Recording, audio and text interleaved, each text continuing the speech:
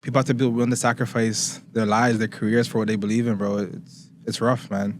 Do you think that's a trauma thing? I always go back to everything is trauma. Do you think that like we're conditioned, or athletes are conditioned to like not focus on these things? I think it's like a trauma thing because it's like, yo, I don't want to lose these things. I don't want to become like a regular person. I don't want to. Yeah. I don't think it's a trauma thing. I think it's an identity thing.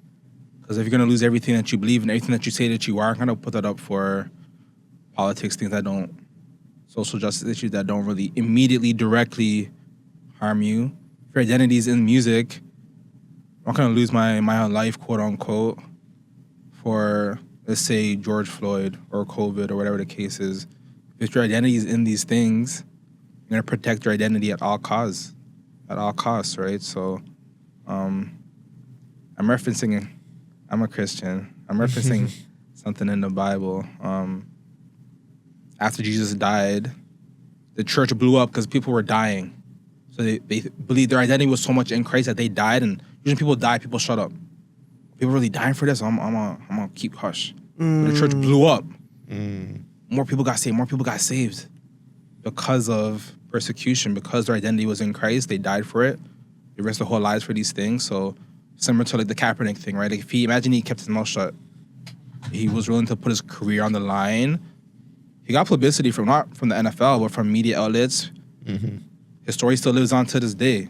Yeah, you know what I mean. And the movement still lives on, right? Exactly. Someone has to take the bullet first. People will come after if they really believe in it. If that's what their identity is in, right? People get woken up in the persecution with real pain, trauma.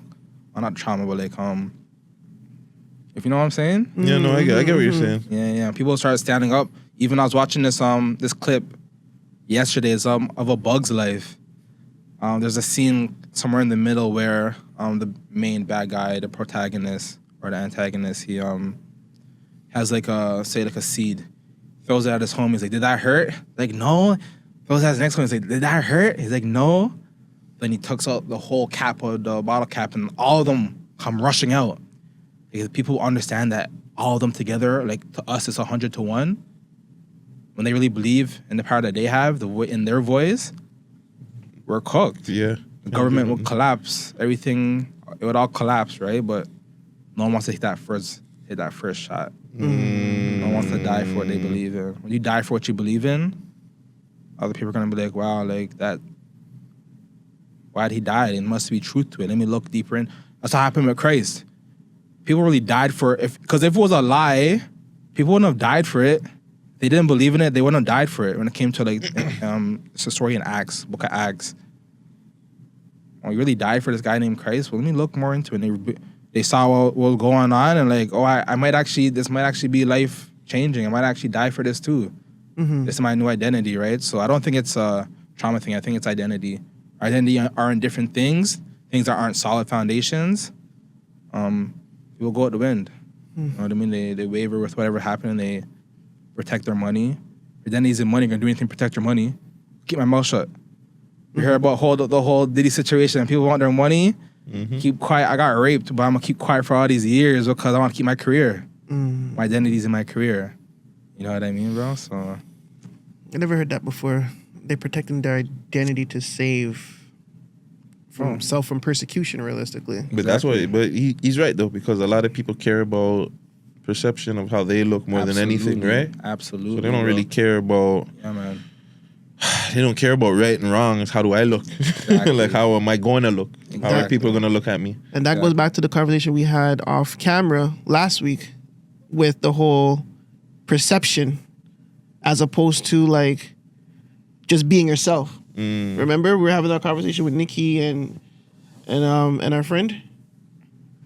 And she was afraid of the perception.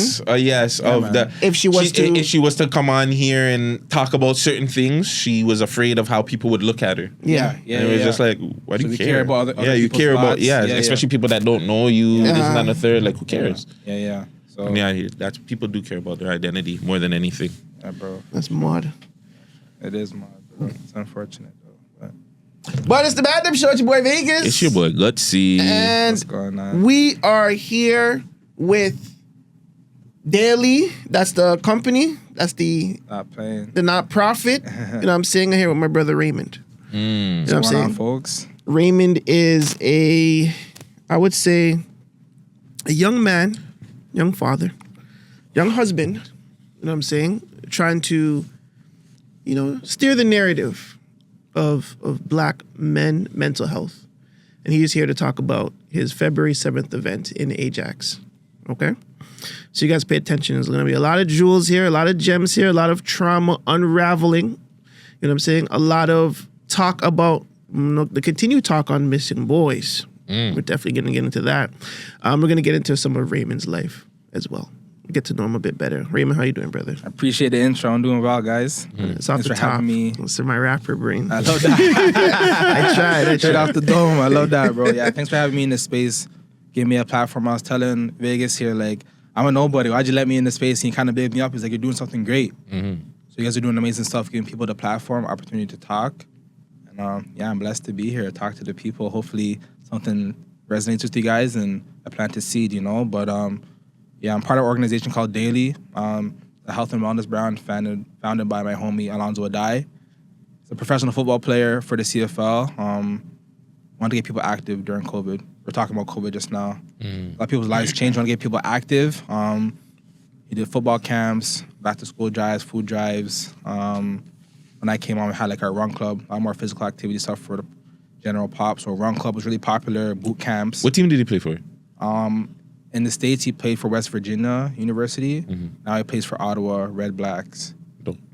Yes. At the moment, right? At the moment, yeah, he's Nice. still there. Nice. So he calls home. He's from Pickering, but he calls Ottawa home now. But he's trusted me and a few others to keep it moving while he's busy, taking care of business. So I'm one of the faces of Daily, and we're blessed with a grant last year coming into this year now. And one of those deliverables we promised was a mental health panel. The grants for Black health, mental health, and Black youth.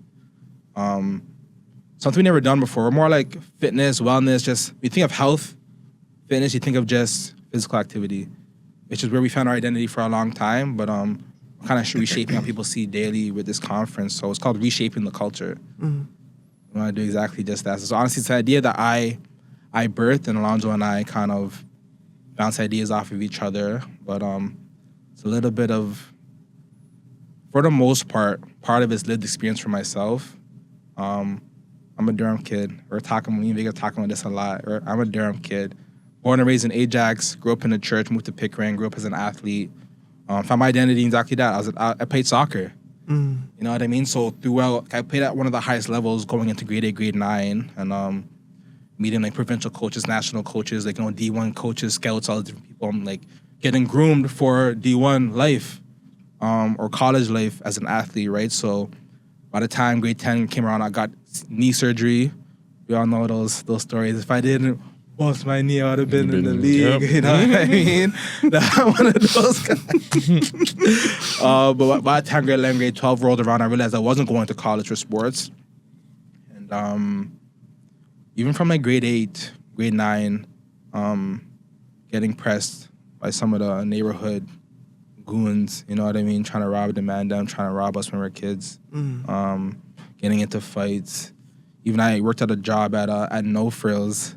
Just Shout out No at Frills. Port Union right here. Oh, wow. I worked at No Frills, and mind you, I'm at work trying to make an honest living out of coworkers. Like, oh, you're a big black guy. You should be a drug dealer. Jesus Christ. Telling this to a kid, bro. Like, I'm 15 at the time. So through my whole life, just mind you, I grew up in Durham. I didn't go through poverty like people would say. I grew up with a silver spoon. My parents provided. They worked hard. You know what I mean? I'm blessed. They immigrated from Jamaica. Both my brothers. I'm first generation Canadian Jamaican, but even though I wasn't in Toronto, I wasn't in the trenches, quote unquote. There were still things that came over the border, narratives that we were taught and believed. The same my boy that told me I should be a drug dealer. What was he taught that made him think that a big black kid who's 16 should be a drug dealer? What was he taught that made him even say that, those types of things? So things like that kind of resonated with me. Not resonated, but stuck with me, I guess. Mind you, that was over like maybe 13 years ago, and I'm still thinking about it to this day. It must have done something to me, right? But definitely affected you because you know what I that's like you mean? said, you're bringing it up. I'm right? bringing it up even right now, bro. Trauma. So a little bit, right? Like, bro, what are you telling me right now? So just being that, At that time, what did you say? Like, were you shocked? Were you that you could remember? Did you? Yeah. What was your response back to him? I probably just laughed it off. I probably just told him shut up. Like, I wasn't A white kid, I assume, or white person. No, he's like Afghan, I guess, brown guy. Like, True. I wouldn't say Afghan, maybe Arab guy, but yeah, like I was always cool. I was an athlete. Grew up. My identity was soccer and being a Christian growing up. But as soon as I realized that I wasn't going D1, going to college for sports, my identity left. I wasn't really in the church anymore at those times. I still go, but like in terms of youth camps and like being connected with like a community, I wasn't going there. So that identity left. Soccer identity left. What's the new identity I have? We're just talking about identities, right? People like want to protect their identities. So I was always cool with all the black kids. I was talking about even like I went to Pickering High School. It's actually in Ajax though. Really popular for sports. Grade 10. Enough people from all over the city came to Pickering High to do well in sports. We're getting a lot of looks. People are going pro. Just whatever the case is, Pickering High was really popular for sports. So a lot of kids from different neighborhoods, Scarborough neighborhoods, came to my school. But in that year, sports, we had like a strike.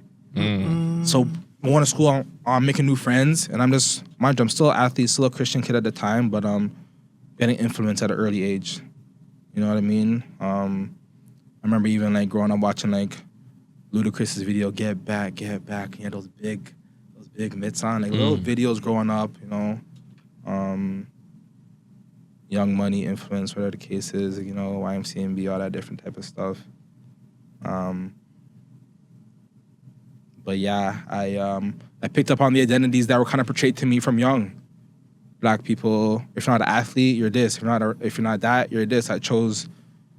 Truthfully, I was around a lot of like my school had a bunch of like, say, call them goons, but I chose like the quote unquote the nerds. I was with whatever. I had friends. I was a cool person. I you know what I mean? But I never really wanted it, and I wasn't trying to like mimic them or like anything. But honestly, I just had opportunity to make money. Working at North, I was making $150 a week. I mean, I saw that. Do you feel like the knee injury kind of like broke you? Like it broke your identity kind of, where it was like you tried to figure out how am I going to fit in? What's the next steps? Like, because you're saying you grew up obviously a Christian, focused on soccer all your life, and then you get a knee injury that crops you out. Where, like, what's next? Like, I would say, my steps? Sorry to call you. I would actually ask you, like, how did you feel at that moment? If you could go back to that time where it happened. And how did you, like, was it like a sports injury? Like you injured it in sports, working out? Like, how did you injure it? It wasn't a particular game. It was just gradual over time, wear and tear on the knee.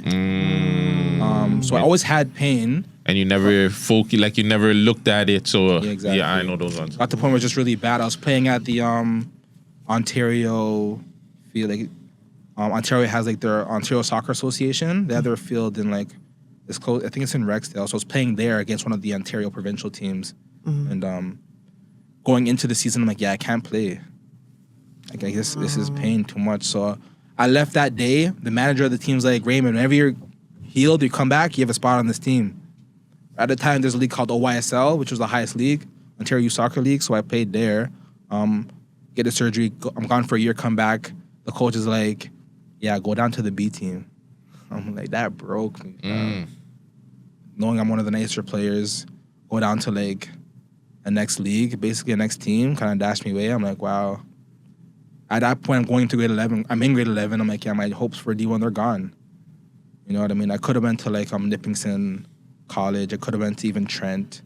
Could have played at Durham. I went to Durham College. I could have been there, but by the time I actually got to college, my identity was in something else.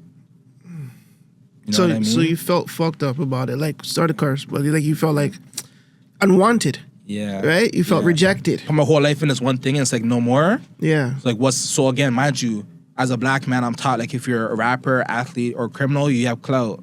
You know what I mean? You're successful. I wasn't a rapper.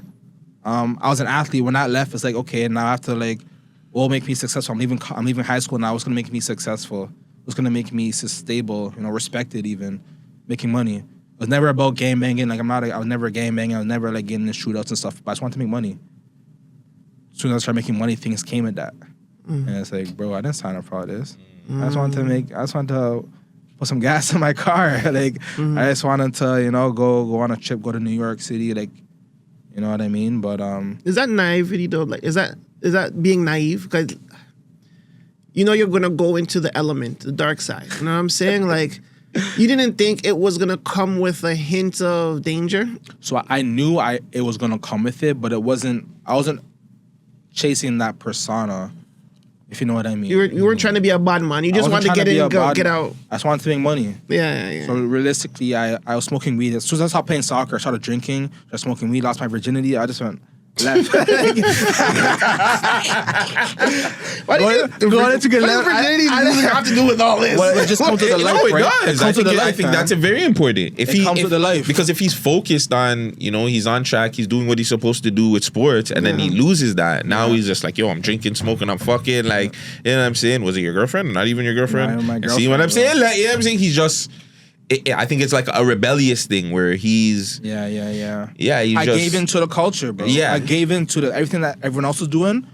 Might as well do that now. I'm not trying to be a good youth soccer player anymore. Like, I just want to relax, be a teenager, a normal quote unquote teenager, right? So I wouldn't say I was naive. It's just I wasn't trying to be a bad man. I wasn't trying to be a goon or anything. I wanted to make a little extra money. I was smoking enough weed. I was giving my plug all these wops. I was giving them enough wops, fam. Like, every day, two, three people linking me. What's your plug's number? I'm like, all right, let's get it on here. I sat down one day. I'm like, I could be making all this money myself. Making $150 a no for something. I just got my own pack. Hit up my homie. My homie lives, another Scarborough guy I linked up with. He brought me down to DT Esplanade. If you're familiar with the neighborhood, I went there. Got my first pack. Went downtown. Man, jumped downtown, waiting for this guy for 3-4 hours. I'm Molly, dude. Shout out to him. But came back to the East time. I broke it down, and then I got a next one. Then I had a homie that lived locally. I brought him to the Nod with me, and then it's like, why going all the way downtown for this? I just go and kill with my homie in the ends. I'm like, okay, cool. So then from there, I was one of the only people really that were at my age in my like ecosystem of people who had a car. So if you wanted $10 and you're an Ajax, I'm following. Like, no one else is getting to you, right? So it just happened really quick for me. Long story short, and I became there's a Pressa song. It's like, I got my first ounce. I felt like I was Pablo or something. Like, at a young age, 17, 18, I'm like, bro, like, this is cool. Like, but again, it came with stuff. Got finessed. Romance ran off on me, all different types of stuff. Have to like defend your name. Like, it came with a lot of stuff after the fact, right? It's just I want to make money. I realized I'm giving this guy $100, $200 a day. I can make money in my pocket, but again, realistically, I just fell into the culture. So like it kind of like the romance phase had died, and the realism of what you're really into started to, I guess, show. I was living a double life too, mind you. I'm living with my parents. They still go to church. They don't want me smoking weed. They don't respect none of that stuff. They're strict Christian Jamaican immigrants. Born in the 60s and the 50s. Like, they're old heads. You know what I mean? So live that double life, and I got respect from it. You know what I mean? And it's like, why did I find respect in this identity? These different things, right? So that's my lived experience. And it was weed for a long time. I had my first daughter. Then I went into other stuff, started going OT and like different. I just did the whole thing, bro. I started doing the music thing as a manager. Rubbing shoulders with different mans from different rappers from different blocks. My homie, he was rapping. He was from a certain area. Got respect from certain people. Like, his music traveled. You know what I mean? And he was from Durham? He was from Scarborough. Grew up in Durham with me, though. He went to high school in Durham. As he moved to high school in Durham, he's already had friends that were from Scarborough. So he's now to see him making music. Yo, broski, forward. Airbnb. You know what I mean? Studio. Let me hop on the track with you, fam. What year was this? This was we started in 2018. What's the artist? Mona Cash. Oh, Mona Cash. You should say that. Mona Cash. That's my dogs for sure. Shout out Mona Cash. But through all that stuff, we made a good name for ourselves. I was CEO of the label. My homies are funny. Like, those guys try to call me Suge Knight. Because Suge Knight, he making money on road, but then he's the manager. Yeah. So I kind of just within my immediate circle, man's call me Suge, and it's kind of like double life I lived. My parents didn't really know about it. know what I mean? But How'd that feel lying to them all this time? Like, you're just technically like, yeah, literally lying to their face, disrespecting them. Like, you know, Was it lying or just not telling? it's lying. it's definitely lying. It's the same thing. Avoiding the truth is lying. Like, You know? what, dude? But I was sold the not dream though. I was sold the dream though. Even like I was watching Missing Black Boys documentary. I used to hang out with this guy. I was 17, getting ready for prom. One of my homies, his uncle lived around here, just off Meadowville, actually, just around the corner. And like, he's like probably my age now. He's probably like 28, 29 at the time. So like, he just touched road. I'm not really like, doing nothing these times. I was rolling with my homie and his uncle. Innocent. Showing me lifestyle and it's like, showing me money, dope, going to neighborhoods I have no familiarity with, moving packs, and I'm like, it's just every day go to his crib, smoke weed. Oh, you were human trafficked? Nah. You see? You see the same? So I never did nothing for him, but he just exposed me to that stuff really fast. You know what I mean? So hold on. So the man PI'd you, fam. Into Stop the life, this. So again, it's a conversation we had with Shayna. Shayna. Shout out Shayna. It's kind of the same. Obviously, they're not like I was groomed. you were groomed, but you absolutely. were human trafficked because if they're bringing you around and they're showing you stuff, that's technically like trafficking you, right? Because they're bringing you around the lifestyle, they're showing you the lifestyle, right? And again, just like you say, your identity is gonna tell you, nah, like. Me being human, you know what I'm saying? Like to all of us, we're gonna be like, never. I know what I meant. But when you think about it in hindsight, Yo. if you think about it just the way like a female is, if the technicalities from a female is, hey, true. You show the lifestyle for a celebrity dream. yeah, or you just put them in a car and you bring them somewhere and whatever happens, it's kind of the same thing, right? Trust me. So it's crazy that you see you like, damn, it's really happening everywhere. That documentary, it touched me still, fam, because we're all like, we have your immediate group, but then you have a lot of mutual friends, acquaintances, people you grew up with, like, you know what I mean? So the different groups, we're all friends. So at the time, the older heads, he's like, yo, you want to make money? I told him, nah. I was easily influenced, but I still had a backbone. I would say no. So I told him no. I don't want to go OT and like do it. But I had homies that did. I gave us a couple of homies. One of them, God rest his soul, got shot 6 months later. Jeez. 6 months into the game, I'm 18, 19. Mind you, he wasn't my close friend, but acquainted, same ecosystem. I'm the one that introduced him to the guys. Like, it was just weird. It could have been me, bro. So seeing this documentary, like, I'm watching it, being in the room as a professional with my organization. I realized that there's a lot of things I didn't really live, like I didn't like heal from, I guess. I guess I healed because, again, I'm a believer in Jesus Christ. So through all that stuff, he changed my heart, softened me, you know what I mean? Showed me my real identity, which is in him and not anything in the world. But watching that documentary, I've mothers whose kids are running away from home. Imagine they're not missing kids in terms of like posters and on the Instagram, but I've close people in my life who are going through the same thing. And it's like, damn, bro, like. Do you ever hit them up and be like, bro, I know what you're going through. It's gonna be okay. We can try to get him out, or do you kind of just sit back and be like, damn? No, so with the one that I'm thinking about, fam, like it's so the one I'm thinking about that came to my mind immediately. I didn't have any direct communication with him. It was really through his mom. His mom and I were friends, and then through him I talked. So I'd see him around, but I tried to dap him up, man, give me like that. That half dap. Yeah, the half. He didn't rate me. I'm the Christian unk. Like, you know what I mean? He doesn't rate me.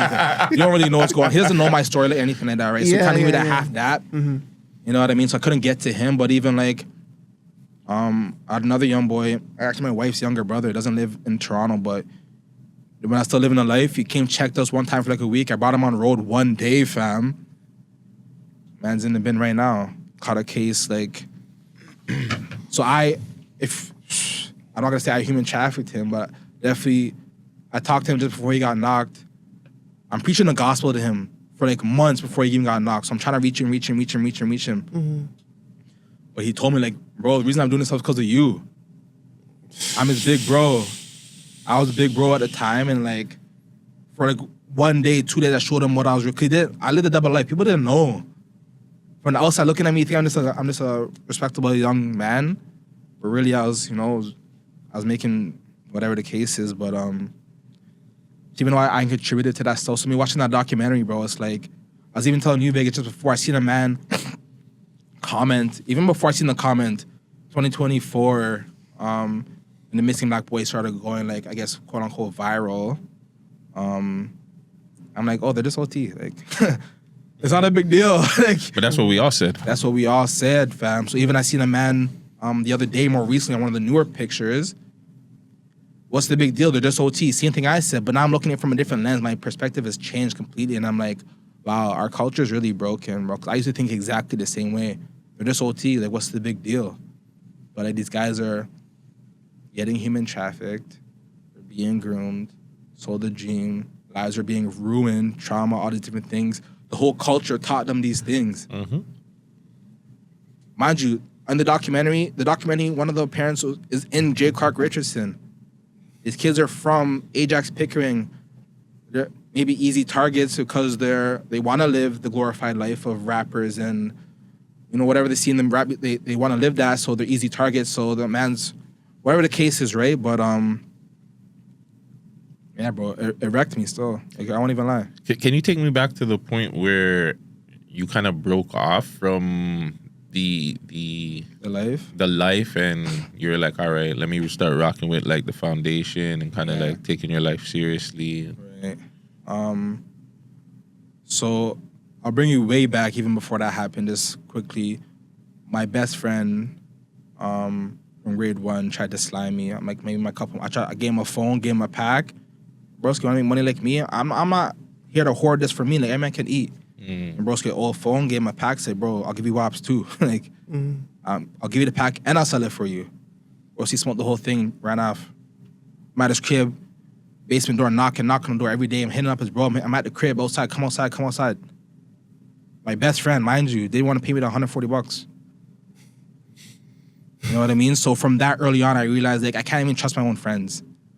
As I developed, you know, 6, 7, 8, 9 years later, I always had the mentality in my head, like, any one of my homies could slime me because my best friend did it. My parents asking, yo, where's so-and-so? Where's so-and-so? I'm seeing his mom's in the mall. Like, I'm seeing his brother on the road. Like, I don't even know how to feel about them. It's like, you know what I mean? But I was taught I can't trust anyone.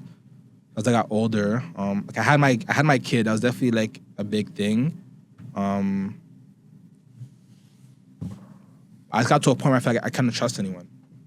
I was really making money at this point. I'm up in Keswick, I'm up in Newmarket, dog food, touching everything. Undercovers, like I got my crib now, got the car, like left Scarborough, back in Ajax now. And I'm just like, yo, life's really moving fast. I'm getting older. So imagine my wife, she's from Scarborough, Malvern, Victoria Park, lived all over the area. I brought her to Ajax in her own crib now. She asked me one day, like, she's like, Raymond, are we safe here? Like, what are you talking about? Like, we're in Ajax. Like, you know, of course we're safe here. But again, these things were just normal to me. I didn't really beg what I was doing to my wife and to my kid. She would be paro when I leave the crib. Are you coming home? Who's going to follow you home? Her family, she's used to this stuff. But, like, for her, like, me, her boyfriend, fiance, probably even at the time. So I started opening up on certain things, bro. Can't trust people. My family's in danger. Undercovers want me. Like, it's like my buckets are trying to line me. It's like all these different things. I'm like, a bunch of different events are just happening all at once. And I'm just like, it's so crazy too. Because at that same time, I had a homie I played soccer with. He played pro in Macedonia. He came home. He's hitting me up for weed. Yeah, bro. We're dogs, teammates, you know, come check me. But he's like a really personable guy. So he'd come and we'd smoke weed and he just preached to me. It's kind of counter intuitive, I guess, because we're smoking and like, regardless, that's how my story started. Kind of just a customer, old friend. We smoke weed. I'm with him every day. He's coming from Ajax, come and check me. I lived at Kennedy and Lawrence for a minute. Checking, so that's a trip.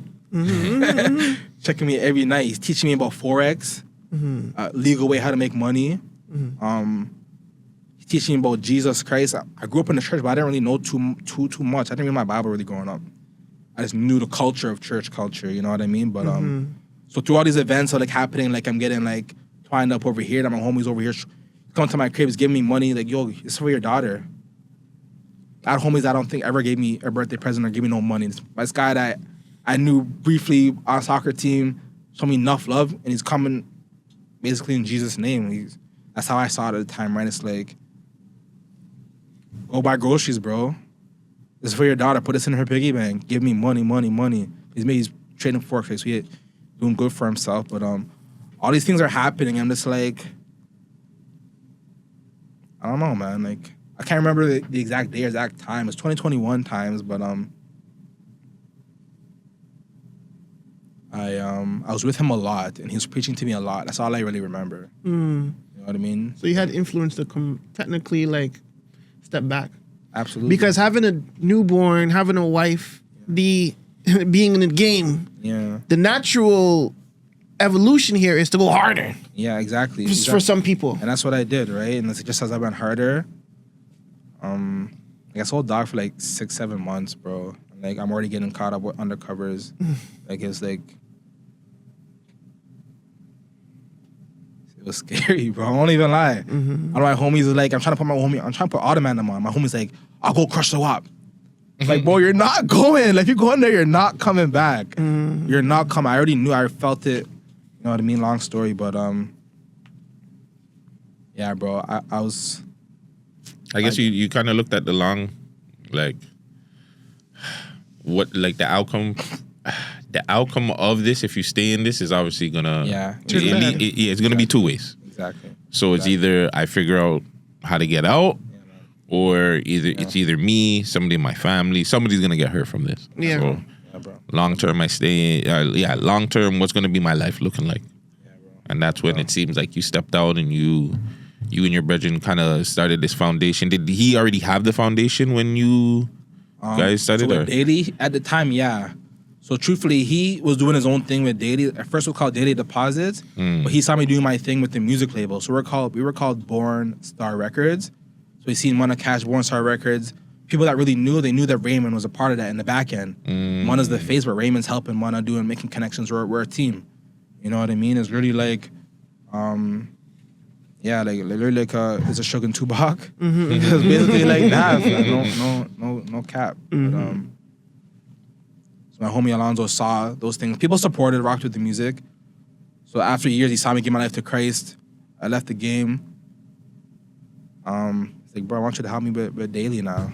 Like, why me? I'm not even an athlete anymore. Like, I'm overweight. Like, you know what I mean? I actually lost 80 pounds a couple of years ago. I put on a little bit of weight since, but people seen the whole transformation, bro. So it's a testimony to God's glory. I don't mean to glorify none of the stuff I talked about. That was just my life, my testimony. No, we get it. We understand. But Jesus Christ is the one that he took me up out of all of that stuff. So even coming back to the conference now, understanding the live trauma that I lived through, in a certain niche of the whole black community, not every black person's a dope dealer or a criminal. A certain niche community that I was in, but that affected the whole community at large. And even our counterparts, our white counterparts, black, Hispanic, Arab, like, you know what I mean? There's no pop culture without black culture. You know, I recently learned that K-pop, like Korean pop, was influenced, almost mimicked like a song back in the 80s or the 90s. It took the whole beat and did it in Korea, and it blew up. And from there, K-pop became a thing. So black people, we are pioneers in a lot of spaces. We created the blues, jazz, rock and roll. Rock and roll. I even heard that we created hockey, bro. In Nova Scotia. Come on, like, you know, basketball. No, well, not black people, but whatever. That's Canadian. You know what I mean? Who knows? Who knows?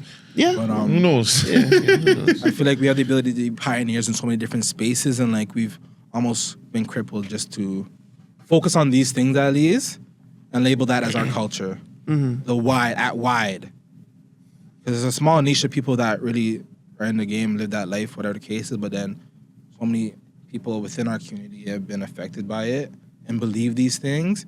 And now the other, again, I mind you, like people wear Jordans, like, oh, you're trying to be black? Like being black is so much bigger than just wearing Jordans. No facts. I'm wearing J's right now. I love Jordans. I got my first J's. They're some fake Oreo 6s back in like grade 7. Like, you know? I love J's. I used to use sneakerhead for sure, but being black is so much bigger than just wearing Jordans. Facts. Which is what I was taught, bro. You know what I mean? So the Reshaping the Culture conference, I want to challenge, like, why do we believe these things? Why are we teaching our kids these things? Because like Vagez, you and I were just talking before, right? It's like some of these parents, either intentionally or unintentionally, teach their kids to do the stuff that they did and big them up for it. I have a cousin that lives in the States, posted a video of his beautiful baby girl, ski mask, playing some next track. Jeez. I even seen the next video this morning of I guess someone in the States too with their young child playing that Bobby Shmurda song, running down in that shoe. Yeah, that one that's viral Tom all over Cruise. TikTok. Yeah. But his kids doing it. Yeah. Yeah. High schoolers, And younger. it's cute. It's cute. It's not like JK. Oh no. These kids are Like JK, babies. like babies. So we're teaching our kids these things, and it's funny. It's cute because obviously not really doing it. We're teaching them these things from young, fam. Yeah, it's the reflection point. That's what I was saying. With the missing boys issues, like at what point do we sit here and be like, well, we still got to point fingers at the parents here. For sure. You know what I'm saying? For your young child to be impressionable enough to leave your home, leave your safety, leave your security to go and, I guess, aim for something that you should be providing. Like, there's no way in hell my kids are going to be like, yo, Pops, I'm going to OT, or, yo, Dad, I'm just going to go to the telly, or, it's like, nigga, what are you talking to me about right now? Like, if you want something, ask me. Right. You know what I'm saying? I will figure it out. Don't think that you need to take care of me now. Because I know a lot of situations where parents would put on their glory days, like you said. Oh yeah, yo, back in the day, yo, 10 grand me have, in my pocket, and you know what I'm saying, big spliff in my hand, Yeah, and a big car. they're glorifying the negativity. Yeah. And then what does kids do? They want to be like their parents, right? They want, oh yeah, yo, my dad was a guy still back in the day, want to be just like him. And then they fucking die or end up in jail. You know what I'm saying? So I don't know, in your opinion, at one point do we have to place blame on some of these children that are The parents, that are you're gone? saying. Yeah, parents. Absolutely, we have to hold parents accountable. But even at large, I think it's all of us, bro. Like, because one of the questions that this Fifth Estate screening that I was at, one of the questions they asked someone in the crowd had asked one of the producers, why is it black boys being targeted?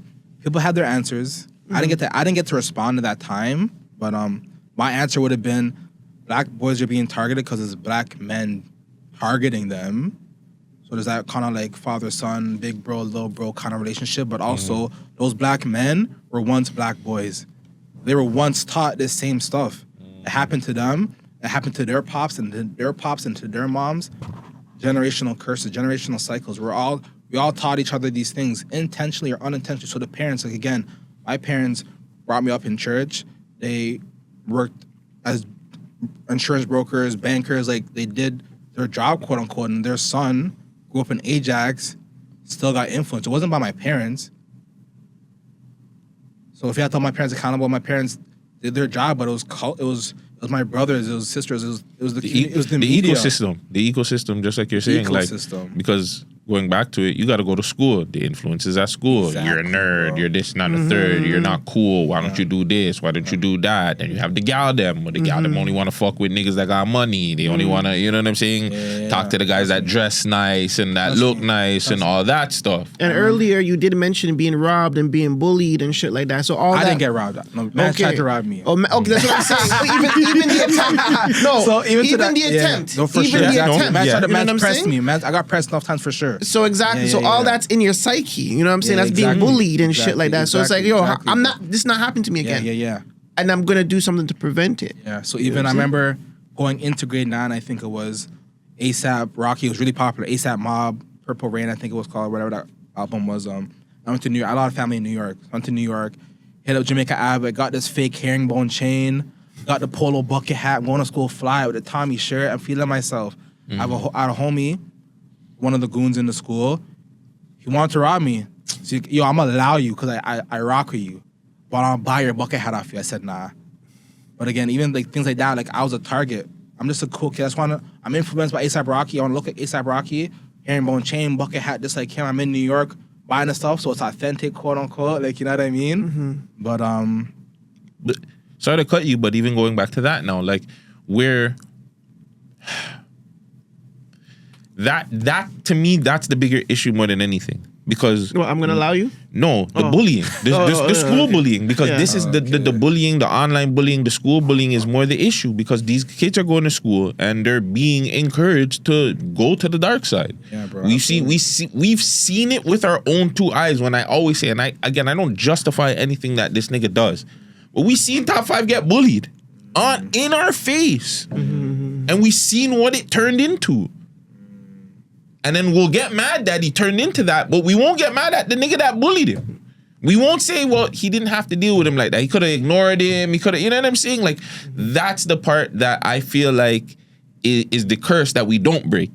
Is us, the community, the black people, the young men, the young brothers of just having like, yo, if you're in the streets, you're in the streets. If a nigga's a nerd, he's a nerd. If you're into music, you're into music. Why can't we just all live? Why do we have to encourage another black brother to go into the streets and go into all that shit? We shouldn't do that. And I think that's the fucked up part, because when you have this conversation with a street nigga, they'll tell you every reason why you're a waste youth, you're this and on the third, why, oh, this is a part of the game and blah, blah, blah. And it's just like, that's cool.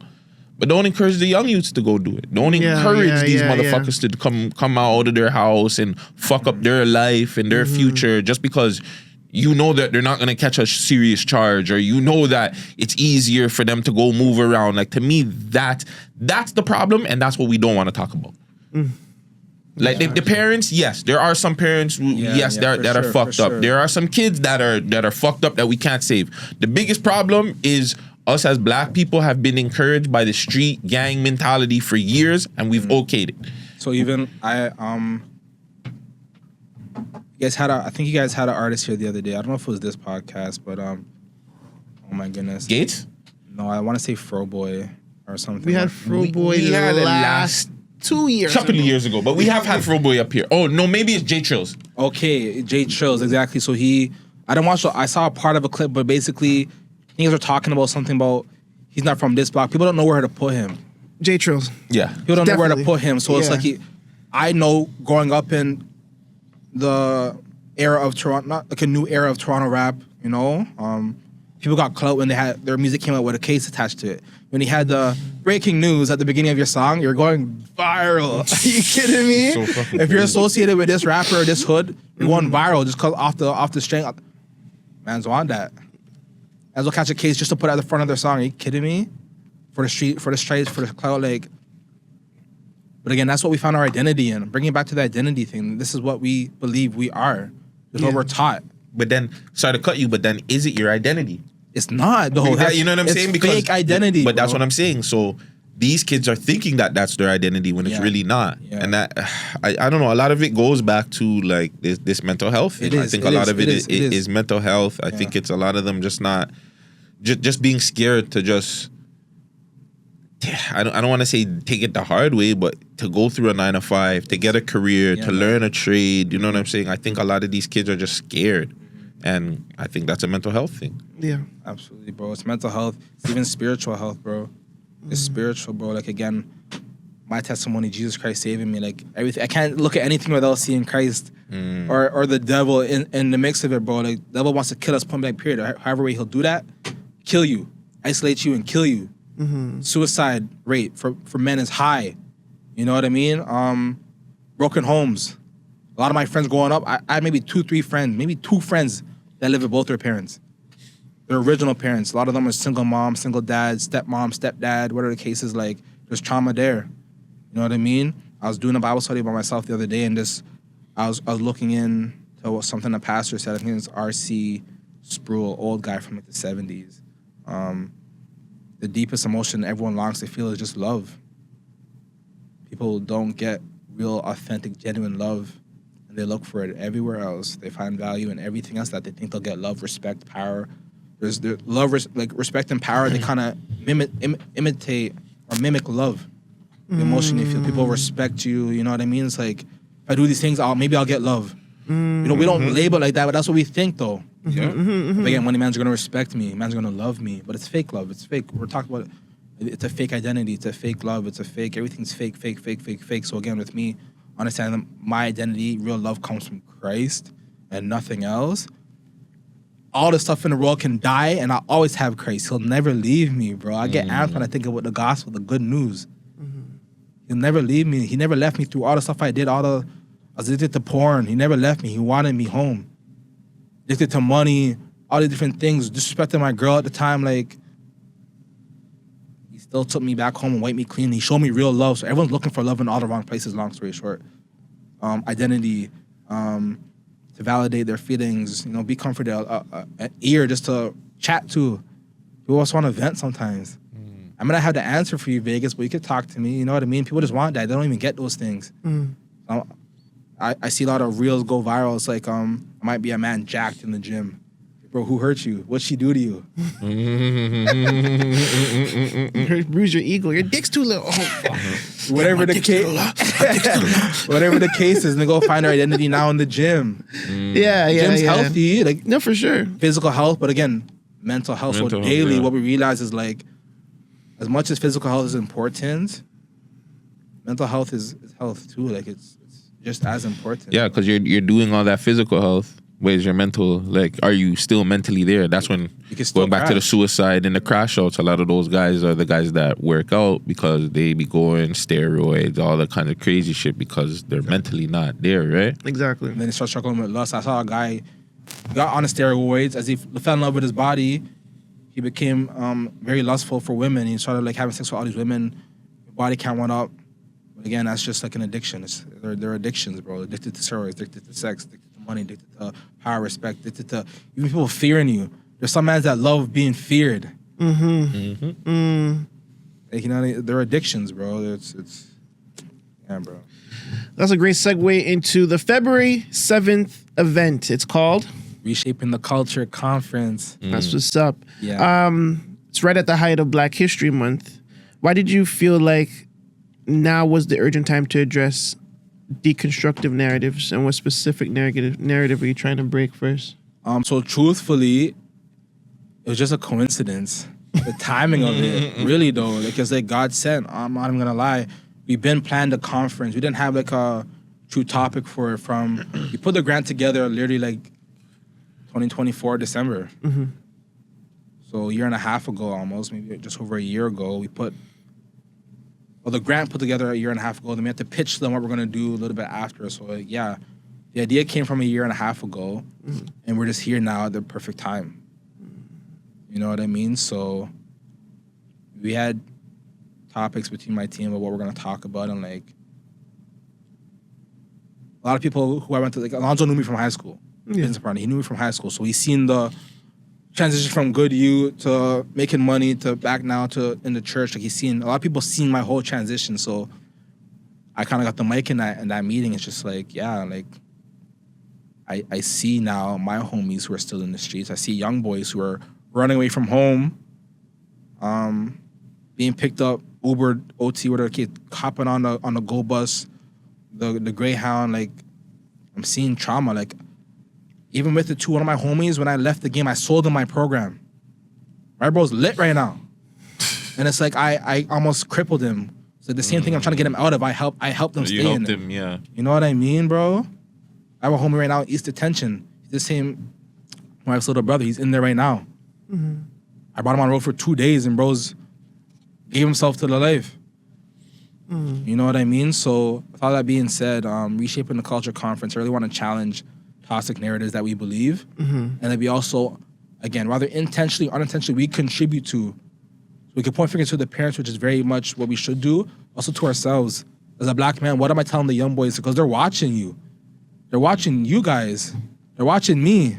What are we telling them unintentionally? So again, we have to be so intentional about what we are actually telling them, because it might be the unintentional things that they pick up on. We have to be so intentional about what we are telling them. Like, the monkey see, monkey do. Or even parents will teach you, like, don't do what I do, do what I say. Hey. You know what I mean? Like, I could do so many all these things. Like, I used to smoke weed enough time. Tell my wife's little sister, I lived with her parents and her family at the time. They all smoke weed now. I was in the crib 5 years now, smoking weed, bun down weed. The whole crib's danking. I'm busting down packs in the crib, bagging up stuff in the crib. Crib danks weed all 24/7.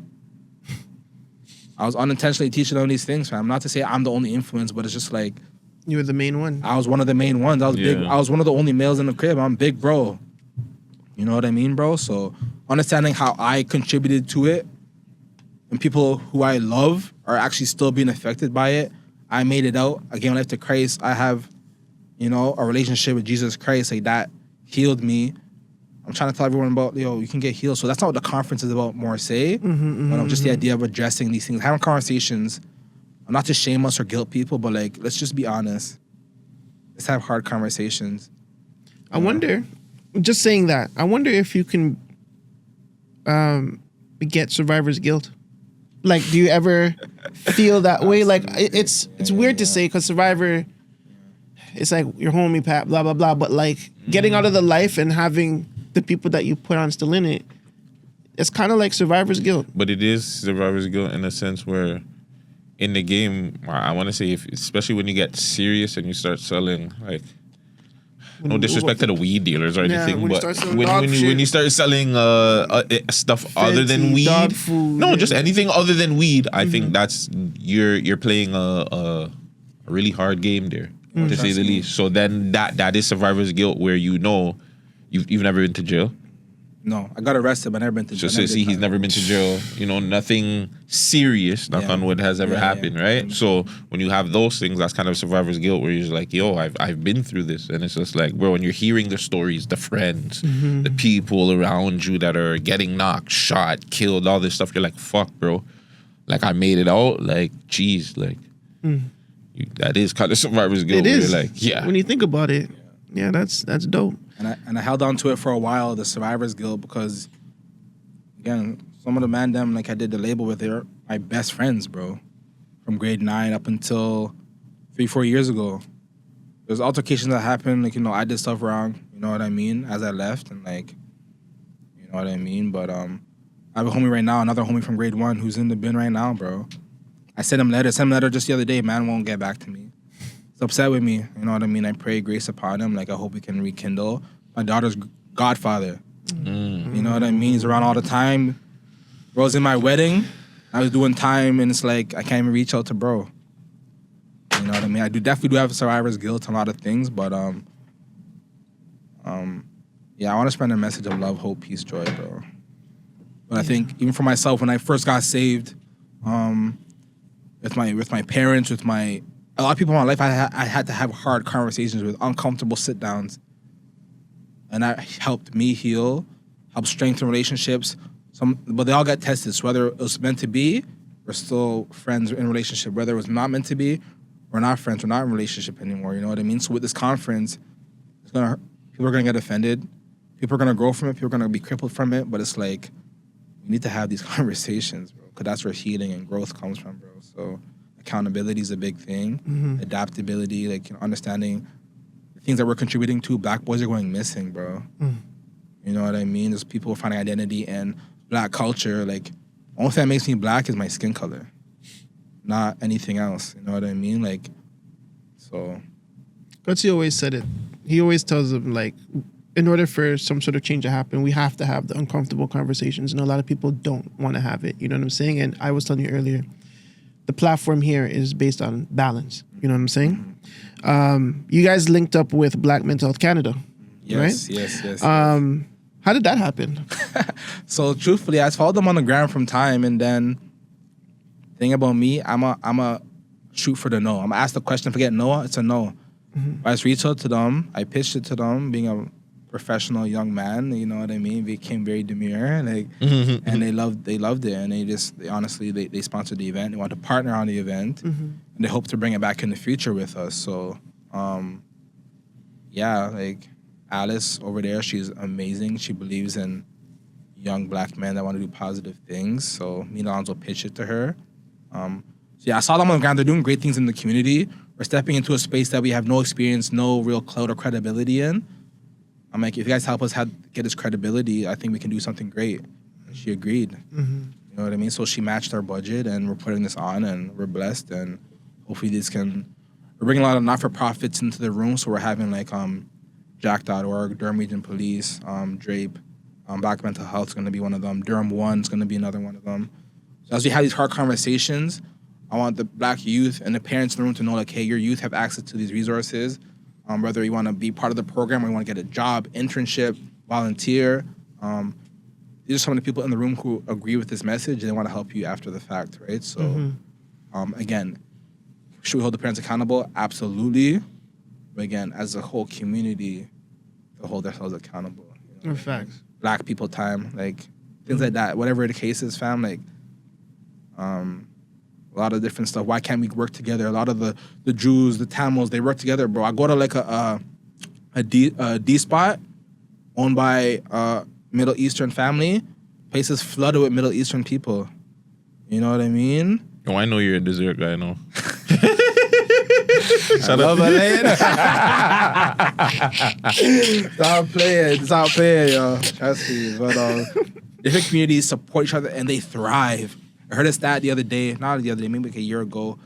$1 stays in the Black community for only 45 minutes. Whereas in Jewish community, it stays for years and generations. You know what I mean? So it's something like, why can't $1 stay in the Black community? Why don't we support each other as people? Like, am I gonna go buy Amiri and all these different things before I go hop on my broski's clothing line? You know what I mean? Why am I hitting up? Because I'm gonna ask my broski to give me a deal. Or give me a discount. Give it to the freeze even. Or not even promoted, or you know what I'm saying? None of that there's stuff. There's envy, there's hate, we shoot down their dreams, different things. Like, this is stuff that's, again, maybe it's only a niche community, but it has rippled and affected the Black community at large. And neighboring communities see it. They see it. You know what I mean? There's,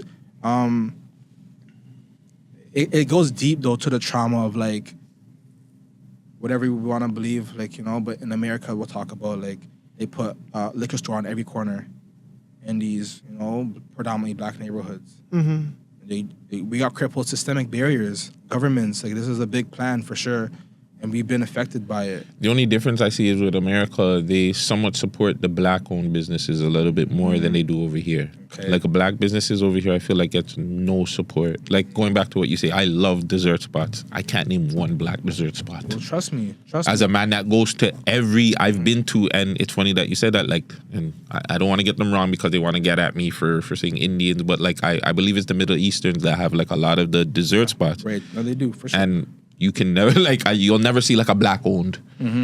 Like, you'll never go in there. Same thing with Popeyes, a KFC. You'll go see everybody but our kind having these spots. But when we do have the spots, we'll complain. Prices are too high.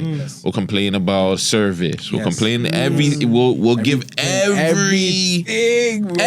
Love but to if we go to complain. McDonald's and do it, we're going back. we'll go back and they'll give us the shit. They'll fuck up the order, get the order wrong. Okay. Give you wrong food will be mashed up. Yeah. Won't say nothing. You'll continue going back there. But let it be a Black-owned business. Complain. You'll go make a video about it. Except for Sunrise is the only one that is just like, I can understand. Sunrise is the only one that deserves to get bad up. Everywhere else is just like, come on, like maybe they had a bad day or whatever. But you are 100% right. That's one thing in the community. I stand by Sunrise, by the way. Sunrise can go on. You're Durham guy. The Durham Sunrise might be better in the than East.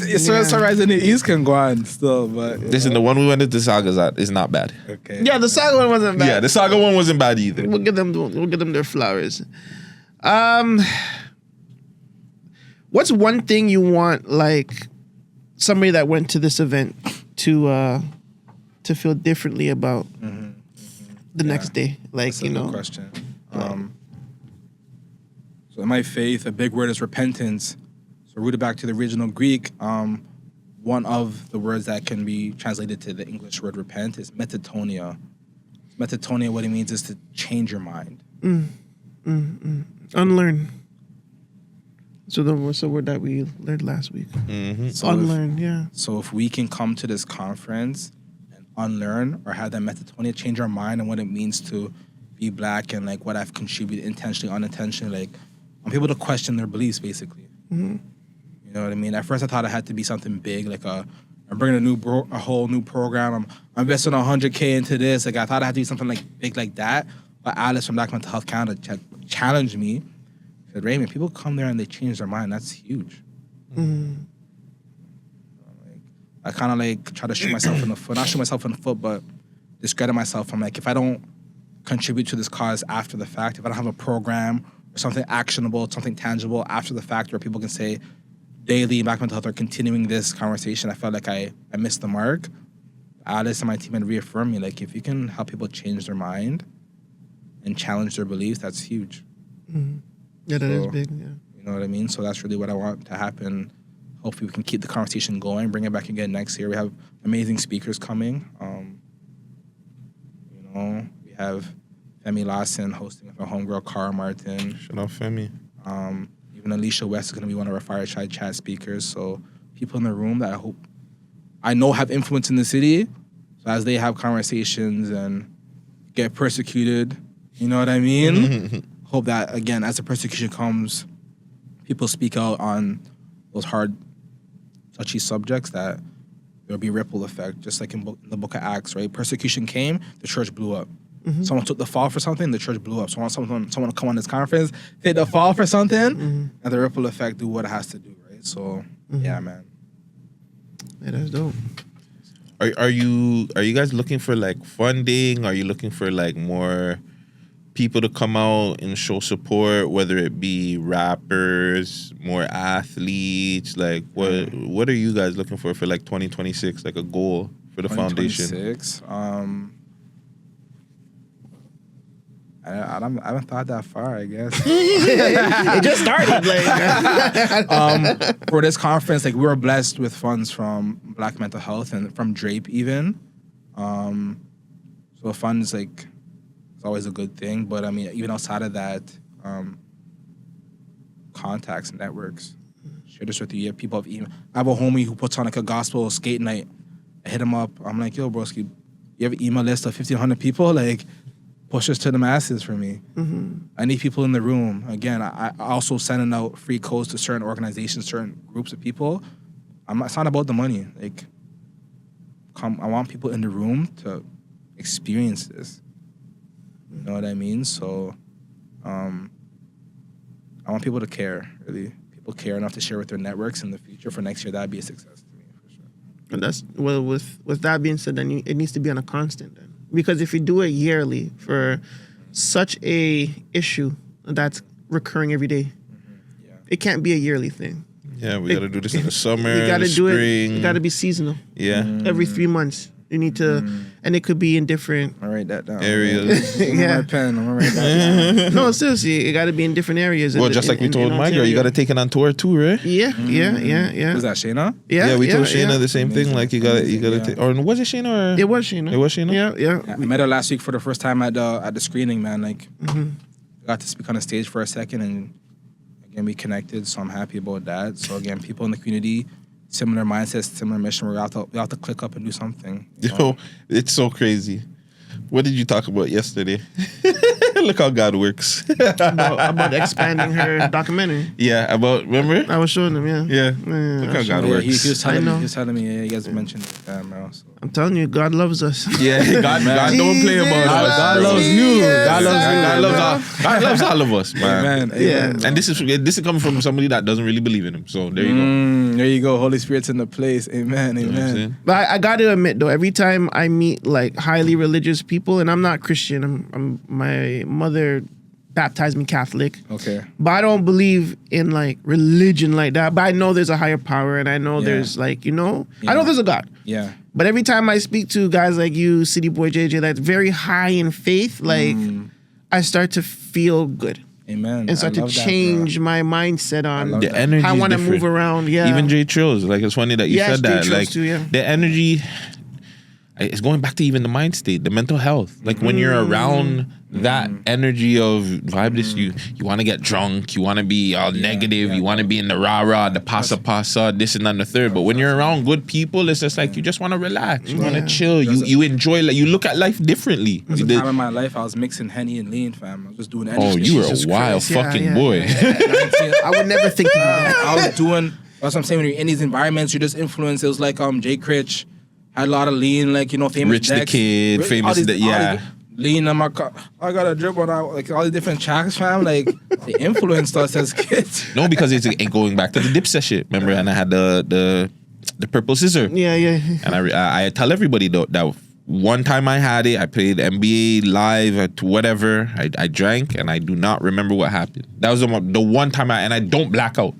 I remember majority of the time I remember what happened. I don't black out. That was the one time I blacked out. Wow. So it's just like going back to the influences of I wanted to be Jim Jones at that time. I wanted to be fucking Jay-Z. I wanted to be all these people that Jeezy, all these influences that they had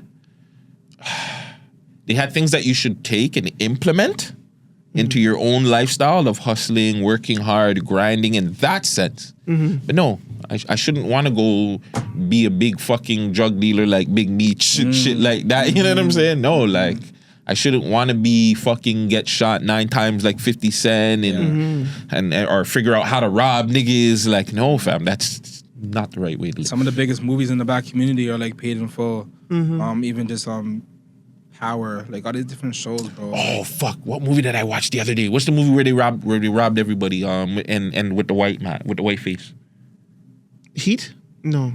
Is it Dead Presidents? Dead Presidents, possibly. Yeah. And back in the day, like it was old school. Who's the main? The pimp put the gun in the nigga's mouth. It was freaking the guy from Power. Lawrence Tate. Yeah. It's funny too. Rory and Ma was talking about on the pod. This nigga killed 12 fucking cops. He killed a bunch of cops with the robbery, right? This nigga was surprised he got life. This nigga was cheesed. he was confused. If you go back and watch the movie, he was just like, yo, what the hell? What do you mean? Like, bro, did you see what the fuck you just did? You killed a whole bunch of cops. What the fuck did you think was gonna happen? You think you were gonna get like 5 years? Cuz, like your life is done. But yes, going back to it, the movies, everything that, even I was saying that to Vagez. What black sitcoms do we have now that are like encouraging? That's encouraging, yeah. We don't have that. We don't have Cosby no more. Family Matters, Parents' House. We don't have nothing. There's no sitcoms that are out there that is like putting. I think the last one we probably had was like the Blackish. Blackish was probably like the last family dynamic. There's one other one with Do not tell me anything Tyler Perry. It's called Neighborhood with is it Calvin? This guy's name I don't remember. There's another one that's pretty good though nowadays. But like Neighborhood? It's called Neighbors or something. Neighborhood. Never heard of that. Never heard of it. But growing up, when we had like, bro, we had how many that we can name? We had Marlon and Sean and Marlon. And those ones those are the comedy ones. Those are comedy. No, don't get it twisted. All of them were somewhat comedies. Yeah. Like the Moesha. But yeah, like a Moesha. You know this guy. Cedric. Okay. There you go. But he got a white youth in there. I think the girl is white. There's a white family and a black family still, you know. But I'm talking about all black. All black. We don't have what's the single ladies in living singles, living single and girlfriend. Like, you know what I'm saying? I'm rewatching Being Mary Jane, and the ideas that is like popping in my head to build this network because it's based in like a news network, and it's like, holy fuck, these guys are actually teaching shit. Like, but I'm watching it young. This is like 10 years old. So you're just watching it for the fucking. I'm watching it for the drama. Yeah, you know what I'm saying. But when you have to like, you know, like just. Anyways, I got a text. We got to wrap this up. Tell everybody about the conference real quick, and tell everybody how to reach you and your initiatives. And really quick, just a last message that you would like to get out, or a message that you would just send to like any of the black youths out there. Right. I realized at a point the people that I was listening to were also hurt, traumatized people. So they weren't teaching me anything good. So use your own brain. Don't think out other people's influence. Just, you know, something seems fishy, suspicious, like stand on your own 10 toes and don't be easily influenced by people who are hurt and traumatized just because they have money, basically. That's a good one. Yeah. My name is Raymond Murray. Find my organization at DaelyHQ, DaelyHQ. February 7th, Reshaping the Culture Conference. I'm excited for that. So, what time and where? 12 p.m. in Ajax at the Audley Center. It should be a good day. Honey Soul Food providing the lunch. Everyone there get a plate. So nice. They have the cornbread, right? They sell the cornbread. I seen that. I wanted to go there. Exactly. So you guys can be present. It's tickets are free. Tickets available. How do people get tickets? Right. So there are tickets for $15. But for grade school kids, it is free. So from JK up to grade 12, free entry. But for general admission, it's $15. Dope. On the house, if you know, Yeah. let's give away 2 tickets from the Man Dem. Absolutely. Yeah, we'll figure out something how to get some people in the door for free. We'll give away, even if I gotta give you $30, whatever. Let's give you $30 and we give away 2 tickets to somebody out there. Let's do that. Let's do that. Money's not an issue, so it's not about the money. We had a conversation about that earlier, but I want to see people in the room. So, if guys, money's the issue why you can't come, reach out to me and I'll get you in the room. Absolutely. All right, let's Dope. do it. Real ninja. Yeah. But yeah, this guy, we gotta go. It's the Man Dem Show. It's your boy Vagez. It's your boy Guttzy. Raymond in the cut, and we off this. Saying, Ow. Appreciate you guys. Yeah.